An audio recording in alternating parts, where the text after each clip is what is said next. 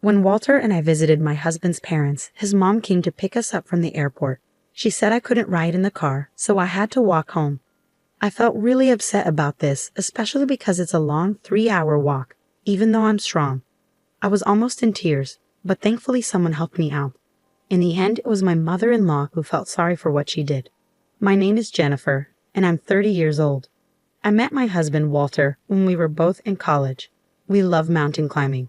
Walter is 2 years younger than me, and he's really good-looking and popular. When he asked me out, I couldn't believe it, but he says he likes how I tackle challenges without complaining. Walter has a good job at a big company and earns a lot of money. We've been happily married since college, but there's something that bothers me. During dinner, Walter always gets calls from his mom and leaves to talk to her in his room. Walter's mom calls him often, about once every 2 days. She really loves her son, and Walter is very sweet to her, which makes me wonder if he's too attached to his mom. But since she raised him well, I feel like I should respect her too. However, it seems like our feelings toward each other are different. It started before we got married when we went to visit my husband's parents. Walter's mom didn't seem happy when she found out I'm 2 years older than him and almost 30. She seemed unhappy throughout our visit, but Walter's dad didn't mind. He said age doesn't matter and that I seem like a reliable person who's perfect for Walter, who has his weaker moments. But that made Walter's mom even more upset. Walter's mom didn't want to argue with his dad directly, so she decided to make things difficult for me without him noticing. Sometimes she'd say things like, "Oh dear, I'm sorry, Jennifer, but the snacks I gave you are bad. Let me get you something else." When she was being mean on purpose, she'd widen her eyes, snort, and twist her lips. I felt like I was studying her behavior like a scientist studying animals. "It's all right, I can eat it." I smiled and cut off the spoiled part of the dried fruit and ate the rest. Back from my mountain club days, I learned to make do with whatever food was available. Walter's dad and Walter himself chuckled, saying, "That's just like Jennifer," and we all laughed.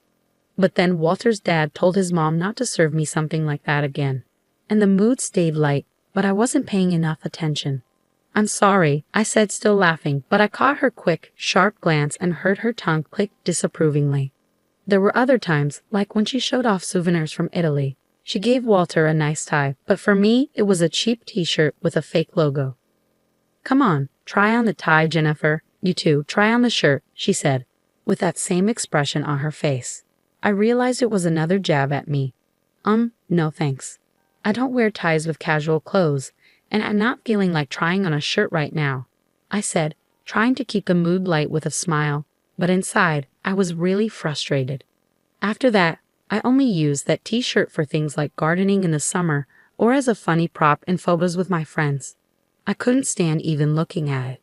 These little mean acts were subtle, so only I could really tell what was going on. When I tried talking to Walter about it, he'd just brush it off, saying, "Mom's a bit odd, forgive her." But the constant negativity was wearing me down. We live about an hour's drive from my in-laws, so it was always hanging over us that we could visit them whenever. That thought made me feel down. Then, out of the blue, Walter told me, "Jennifer, I've got some sudden news. I'm being transferred. It starts next month, so get ready." Walter was being moved for work. He said sorry, but secretly I felt relieved. It gave us a reason to keep our distance from my in-laws. "Okay, don't worry. I'll handle the preparations. I'll even ask my family for help." I happily went ahead with the moving preparations. Finally, I thought, I could escape from my mother-in-law's constant teasing. Although I was nervous about starting a new life, most of my excitement came from the thought of getting away from her. Once the move was done, I hoped I could put some distance between us, but then the phone rang. It was my mother-in-law, asking where I'd been and hinting that I might be ignoring her son to spend time with my own parents. I wanted to let out a big sigh, but I stayed calm and explained that I was just busy at the store and wanted to make sure Walter had good meals in our new home. Her calls started coming more often, every 2 days. Even though we were seeing each other less, we were talking more. But most of the time, it was just her making little digs at me.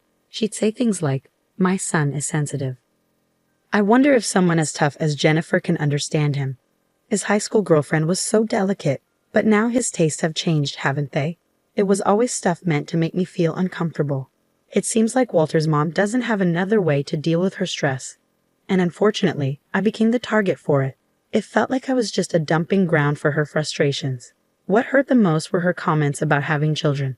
She'd say things like, "Jennifer, you're already 30. Can you even have a normal child being older than my son?" It was shocking to hear such outdated and hurtful remarks, especially since I'd been worrying about that myself lately. I couldn't help but cry after hanging up the phone. I wondered what she really thought of me. Did she believe that her words wouldn't hurt me? As I kept giving neutral answers to avoid confrontation, maybe she got bored of trying to bully me, and the calls started to decrease. It was a huge relief for me. Then, on New Year's Day the next year, my husband and I went to visit my in-laws. They were picking us up from the airport. Walter's dad greeted us warmly, which was a relief because I was really anxious about seeing his mom. His friendliness made me feel better. We exchanged New Year's greetings, and despite my worries, it seemed like things might be okay. We exchanged New Year's greetings, but my mother-in-law didn't even glance at me.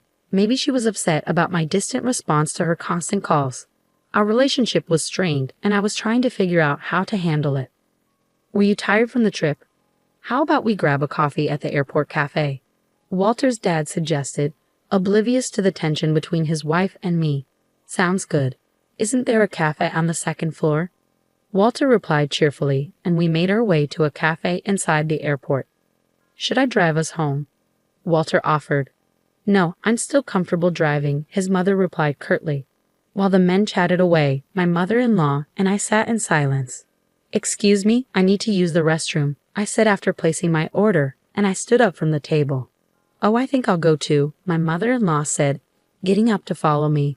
I had a sinking feeling about this. As we approached the entrance to the women's restroom, my mother-in-law, walking behind me, suddenly said, "Since you can't ride in the car, why don't you just walk back?" Confused by her words, I turned to look at her, and there it was again, that same expression on her face. "We're going back as a family of 3. You're a stranger here, aren't you?"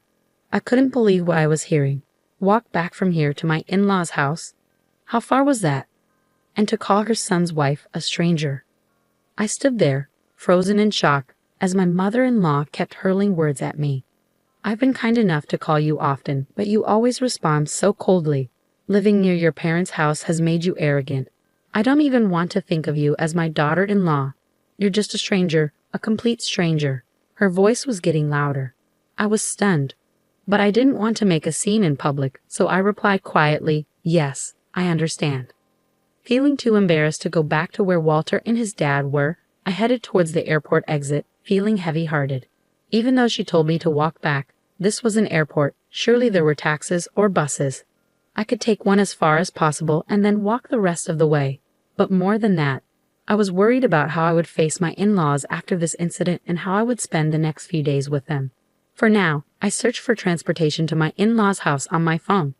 There was a bus leaving in just 10 minutes, but it wouldn't take me directly there. From where it dropped me off, I'd have to walk. It might take about 3 hours in total. 3 hours.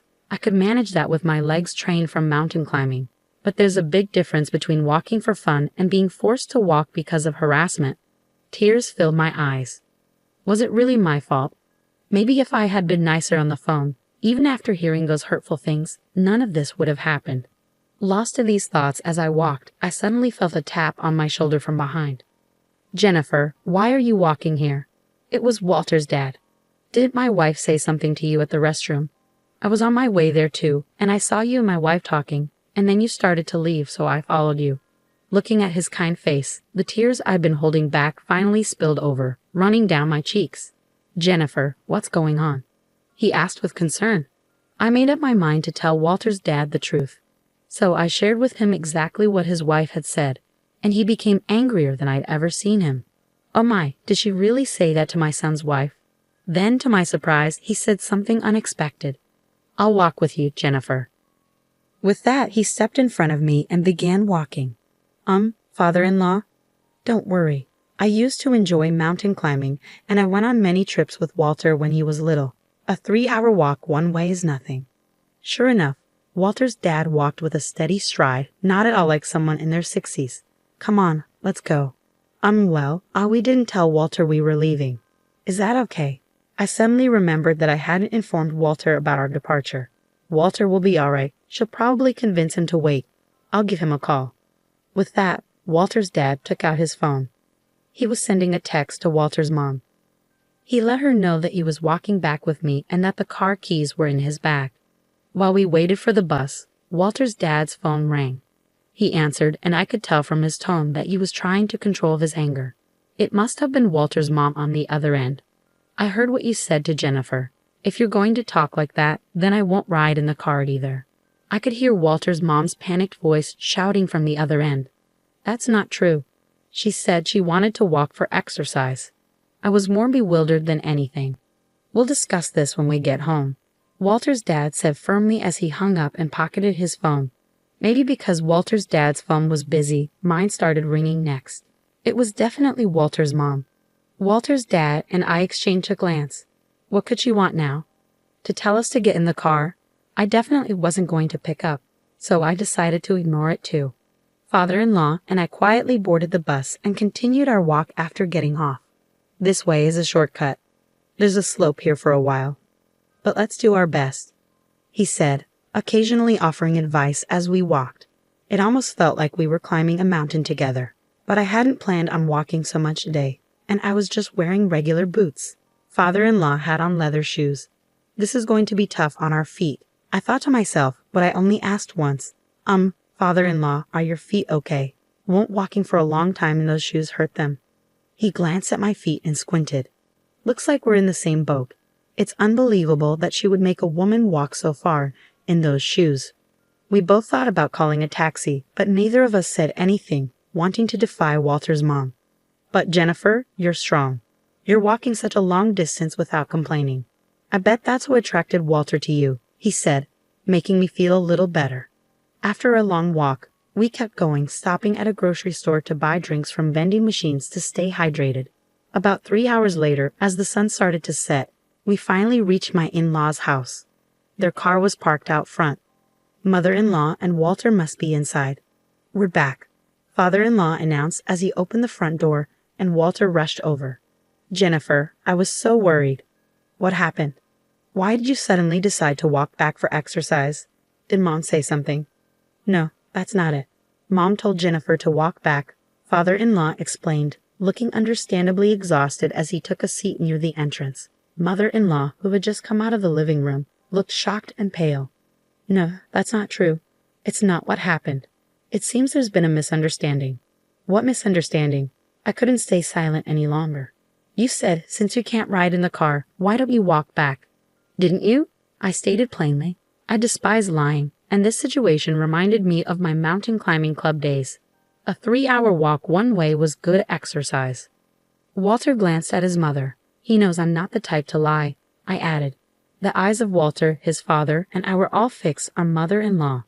"What, you believe this woman over me? You're choosing her over your family? She's just a stranger, isn't she?" Mother-in-law screamed. "So I wasn't allowed in the car because I'm a stranger," I said quietly. "Mom, I can't believe you would say something like that. Jennifer is an important part of my family. I wanted you to feel the same way," Walter said, his fist clenched, his hand trembling with anger. "If you're going to treat Jennifer like this, I'm done with you, Mom. I won't answer your calls anymore.